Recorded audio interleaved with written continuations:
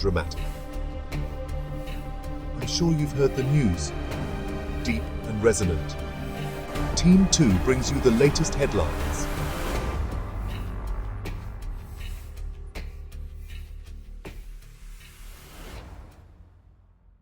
IIMS College, redefining modern education. Good evening and welcome to our news channel Team 2.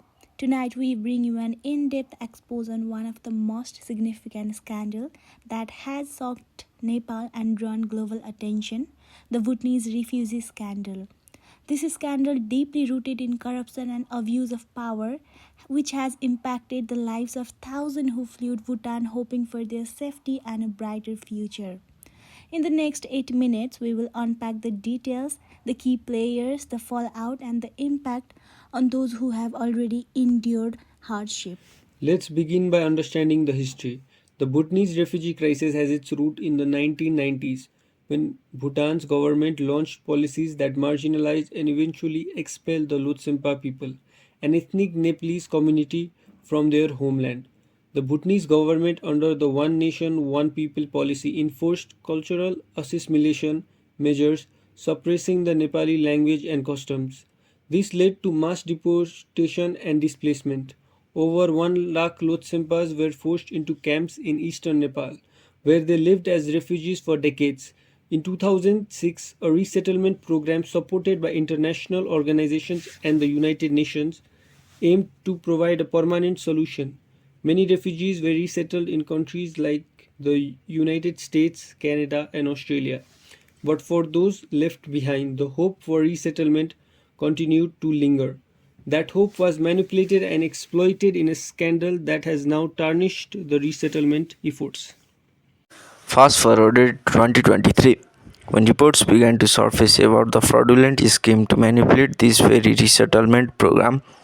Investigation revealed that the key political figures and government officials had been involved in a massive scam, charging Nepali citizens to falsely register them as Bhutanese refugees eligible for resettlement in the West.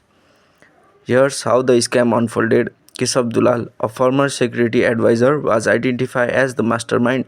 He collaborated with the senior officials, including former Deputy Prime Minister Top Bahadur Raimajee and former Home Minister Ram Bahadur Thapa. These officials allegedly abused their power of forged official refugee documents and altered records to include non-refugee. This intricate scam involved a web of political connections and family members. Key players, including minister, official, and even family members, were implicated.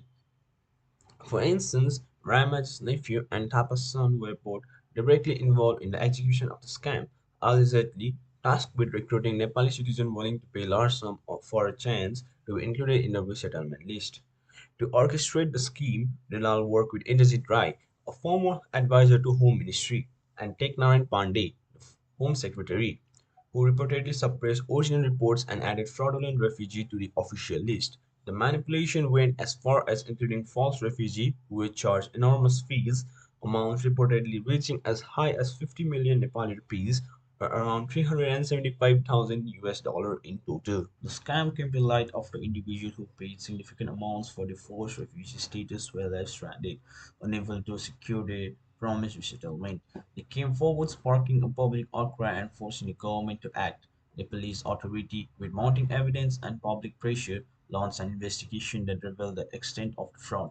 Former Home Minister Balkrishna Khan and Teknath Rizal, a prominent Bhutanese refugee activist, were also accused of having roles in the scandal. It was a high-stakes game with powerful official minister and aides leveraging the position to exploit the vulnerable and turn a profit. Prime Minister Pushpakamal Dahal has since vowed to hold everyone involved accountable. As of today, some suspects, including Raimaz and Khan, have faced legal charges and multiple arrests have been made. Investigations are going on to ensure that everyone involved is brought to justice.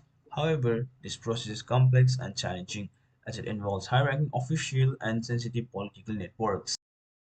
Now let's look at the charges these individuals face under Nepali law. The offenses include cheating, forgery, organized crime, money laundering, abuse of public authorities, and human trafficking. Each charges carries several penalties, with some like money laundering punishable by up to 20 years in prison.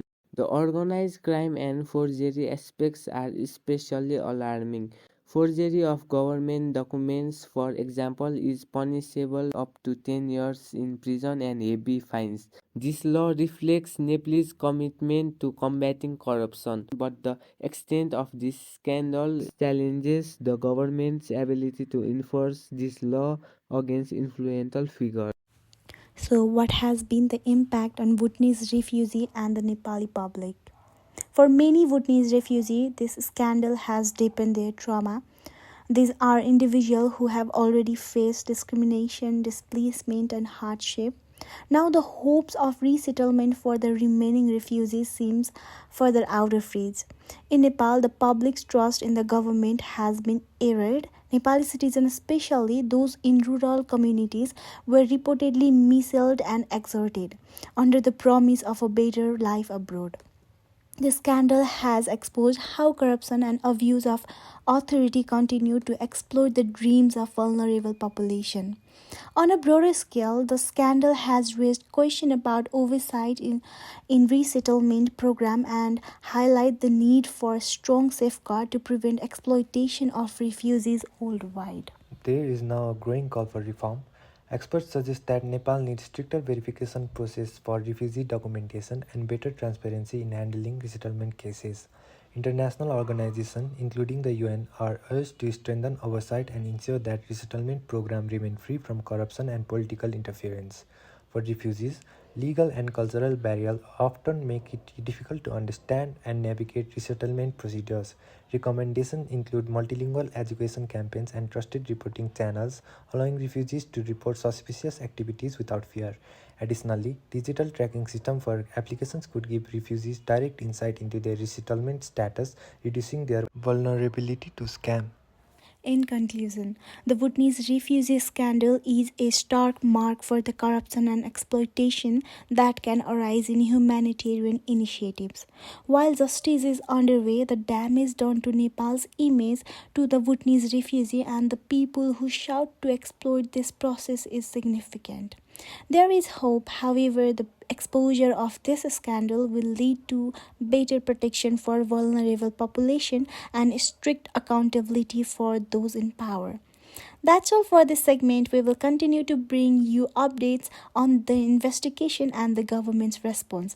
Thank you for joining us this evening. Stay tuned for more stories that matter to you and your community right here on Team 2 YouTube channel.